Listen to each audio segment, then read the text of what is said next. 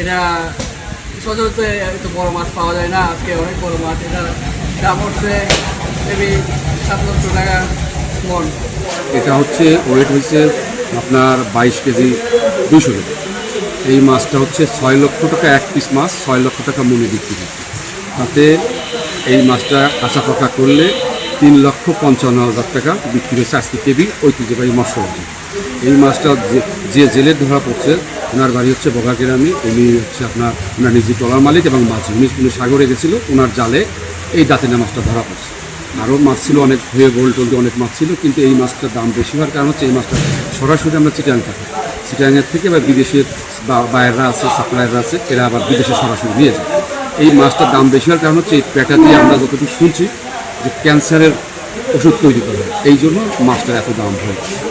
এই মাছটা কি সবসময় পাওয়া যায় না, এই মাছটা আসলে আগে অনেক পাওয়া যেত, রেগুলারই পাওয়া যেত। এখন না পাওয়ার কারণ হচ্ছে ওই অসাধু কিছু ব্যবসায়ী আছে যারা এমন জাল তৈরি করে সাগরে নিয়ে যে মাছ মারতেছে, যে মাছ বড় হওয়ার কোনো সুযোগ নেই। ছোটো ছোটো বেলায় ধরে আইনে মাছগুলো একেবারে প্রজন্ম শেষ করতেছে।